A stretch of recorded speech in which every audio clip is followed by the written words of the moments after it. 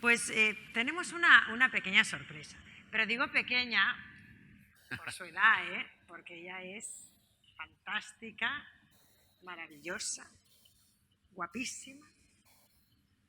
Bueno, ahora la conoceréis. Así que, Aina Bustos, mira, me encantaría que vinieras aquí conmigo. Me voy a poner la mascarilla porque así puedo estar más cerca de ti.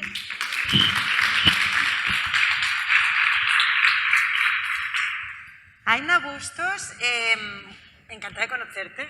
Me hace mucha ilusión conocerte. Además, creo que tienes un mérito porque llevas aquí desde las 9 de la mañana que te he visto yo. Aquí, la primera de la fila.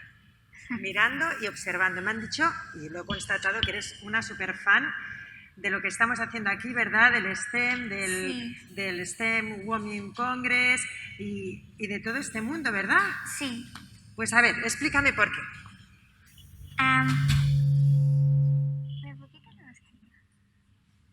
Sí, si quieres, quítatela, sí. Hola, me llamo Aina Bustos y tengo 10 años. Desde pequeña nunca me han gustado las princesas. ¿Para qué esperar a ser salvadas cuando podemos utilizar nuestro propio cerebro no solo para salvarnos a nosotras mismas, sino también para contribuir a solucionar problemas como la contaminación, la educación, la pobreza y la política? Por ejemplo, Kamala Harris, que es la nueva vicepresidenta de los Estados Unidos. Mi padre, mi hermano y yo nos inventamos las princesas científicas, 3 chicas geniales que usan la ciencia y la tecnología para resolver problemas cotidianos. También hago deporte, bailo y juego al fútbol. En el fútbol me sentía apartada por ser chica. No me pasaban la pelota y al final casi que no me apetecía jugar. Por esa razón creé un blog, pero no es el blog de una niña en el que explica su vida y todo lo demás. No, mi blog es un blog en el que explico problemas que les pasan a las mujeres, chicas y niñas día a día. Mi blog se llama Girls Future. Yo pienso que es importante que no dejemos que nos aparten o que nos traten diferente por ser chicas. También pienso que es importante que, aunque tengas 6 o 15 años, seas chica o chico, sepas lo que nos pasa a nosotras, las mujeres, para cambiarlo y que nuestras hijas no tengan que vivir nunca más esto. Para mí es un orgullo estar aquí con vosotras y agradeceros por el esfuerzo que hacéis para animar a las mujeres y a las niñas para optar por carreras científicas y tecnológicas. Las mujeres podemos cambiar el mundo. A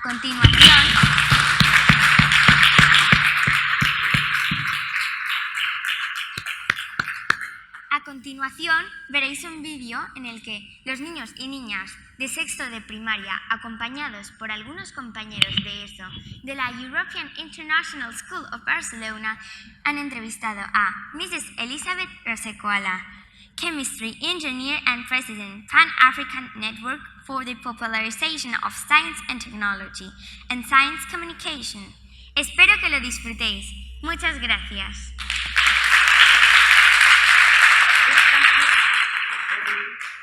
This is Mike Barrett speaking from Barcelona. I am here in the school with our 6th graders and of course with the teacher Laura, and all of them are really excited. Okay, so thank you very, very much indeed, okay? Thank you so much, sir. Thanks. So, the first question will be asked by Claudia, a student from 6B. What role do women occupy in Nigeria?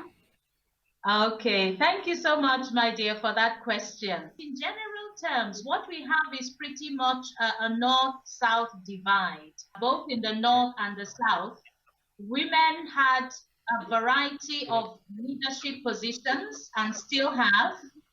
And you can see that women have advanced in every field. Unfortunately, in the northern part of the country, for a number of historical and political and cultural challenges, the situation for women has regressed.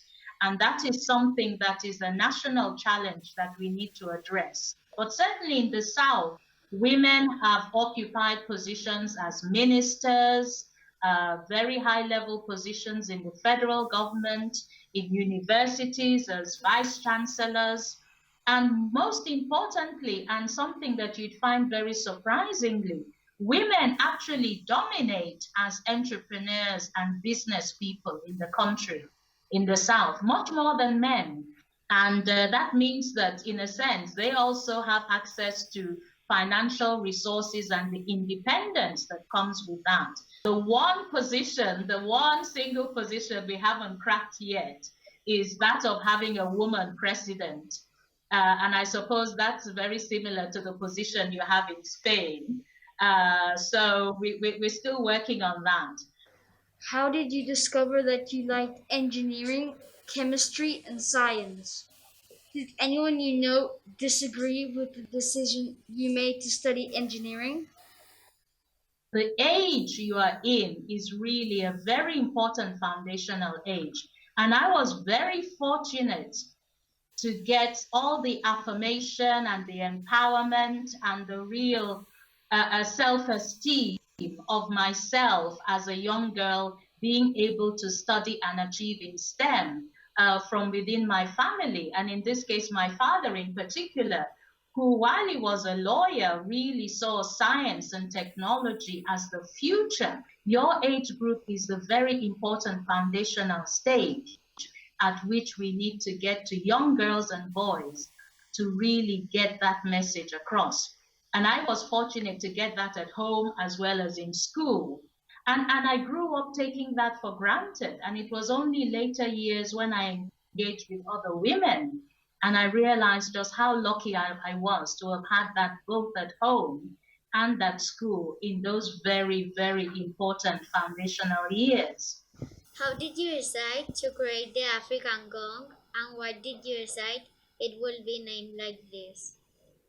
Well, I didn't, I was just one of a group of people. I think in the early years, there were about 10 of us who got together to create African Gong because we really wanted to work on two levels. First of all, as we all know, unity is strength. We wanted to create a supportive network for African practitioners in science communication to come together, to network, to support each other, to grow the field of science communication on the African continent, so that we could actually increase our impact in terms of making science a part of the everyday life of African people, to further develop our continent and to address issues of gender equality and other societal inequalities. The second drive was to create a really representative Pan-African organization that would be able to give a voice to the African developments in science communication at a global level. And we chose the name African Gong because we wanted to use the symbol of an African instrument. The gong is an instrument that is used traditionally in our villages to bring people together, to discuss, to share, and we felt that it was a very powerful African-centric symbol for us to have as the name of the group. What is the most difficult barrier you have come across in promoting the ideas of justice and equality? One of the important things is to realize from very early on that we need to move from the perceptions of the barriers as being on a personal or individual level. I think what really helps is to understand that the barriers are structural, they're institutional, and they're systematic. So, for example, within the education space, how do we address the barriers within institutions, institutional frameworks? That is where we need to look at where the challenges are. And that is the most useful place in which we can tackle them, rather than fighting individual battles and to move away from seeing men individually or as a group as the problem, or to see people from another a racial group as the problem. And that is where we need to address our efforts if we want to actually have success. In your opinion, how could boys inspire girls to do the STEM? So for you as a young boy, if you can look at your young female counterparts and really see in their achievement, their advancement, for them to be able to be whatever they want to be, whether it is in STEM or any other field that society stereotypically says that young girls cannot go into. If you can see in them that they can be all those things and their contribution to making your society, your world, a much better and a richer and a real empowered space, that is the beginning. That is the beginning of the transformation of your journey and your mindset. And that is what, in the end, makes the difference for them. It is important to include boys in the subject, or is better to just educate girls? I've always said to people that we are not going to solve this problem if we don't bring the boys and the men into the discussion. Yes, there is a time and a place where we need to speak to girls and women on their own, and we have to do that capacity building with them on their own. And there's a time and a place where we need to sit with boys and girls also, boys and men separately, to talk about some of those issues. But we must be doing more of our work together with girls and boys and men and women, because the men and the boys need to learn that they need to grow from being part of the problem to being part of the solution.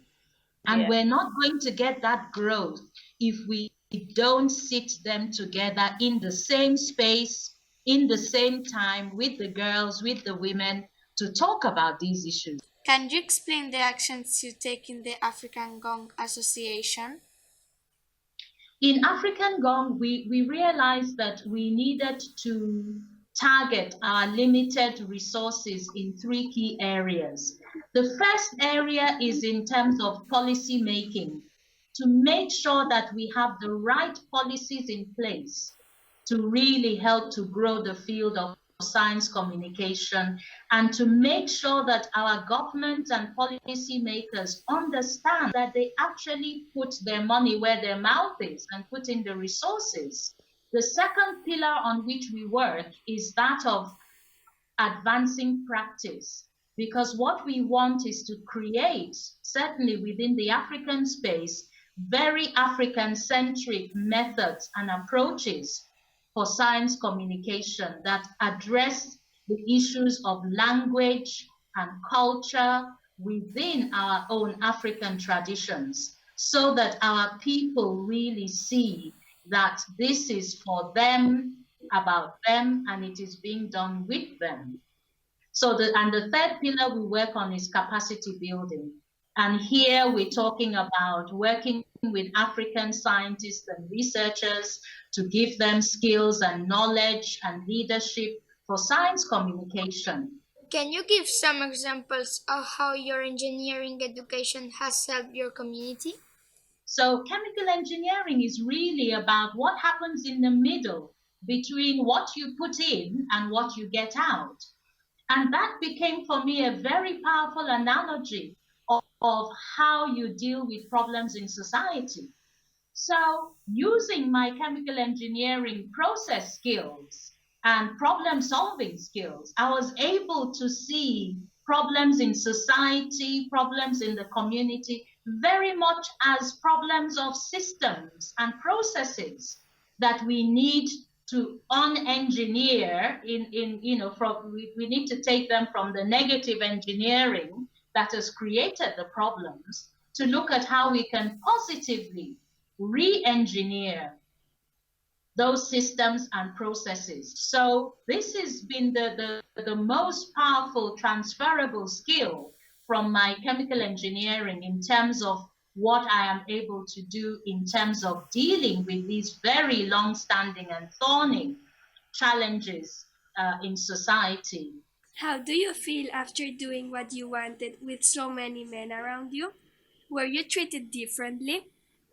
One of the things I found growing up is that when you have been fortunate as a young girl to have that positive affirmation and empowerment, it actually acts as a kind of vaccination, so that as you go on in life, you are far less affected by those sort of negative things. Just as when you're vaccinated against a disease, as I said, I understood that the problem around me, where it wasn't about the men, it's a system problem, it's a societal problem. So once you liberate yourself from that sort of baggage, you find new ways of navigating the barriers within those systems that make it seem as if this is a problem of men versus women or women versus men. And yet it's the system that we need to attack. What motivates you to keep going when it is so hard to do what you do as a woman? So I realized that more and more that I really have an obligation to give back. I have been blessed in so many ways, and when you have been given, you must give, and you must share what you have been blessed with other people. So I realized that, and that's my motivation, to share that with other women and other men, how they can be gift givers to their daughters. So that understanding of what I have been able to be blessed with from my family, and I said in those very foundational years, because that is when the damage is done, or that is when the good foundations are set. And once you haven't got that by the time you get to 12, 13 years old, I'm afraid it becomes a real lifelong struggle to catch up. What do you think are the following steps in order to promote women and STEM? I think what we need to be doing is precisely the sort of thing we're doing now. We need to be sitting with young boys and girls of your age and even younger to be able to talk about these issues, to start to get that solidarity growing between young boys and girls at a very early age. And then building on from that, looking at institutional structures, institutional systems to make sure that they work for both women and men, so that when women are discriminated against, we actually have the legal tools to address them. What's your dream? But my hope really is that this generation and subsequent generations really understand that all these challenges we're talking about are really interconnected, and that we need that global, national, whatever, regional solidarity to solve them together. And I think we need to move away from seeing each as a specific individual problem that we can only solve at one time. We need to start to look at what we call the intersectionalities of these challenges, because they are all linked, and we need to stop fooling ourselves that we can solve them one at a time. We won't. And it takes so much work and so much time. We can work smart or we can work hard, as my mom always used to say. And I think my hope is to see us working smarter by looking at all the intersectionalities that connect all these multi-challenges. And we can make much more impact and transform society much quicker and much better.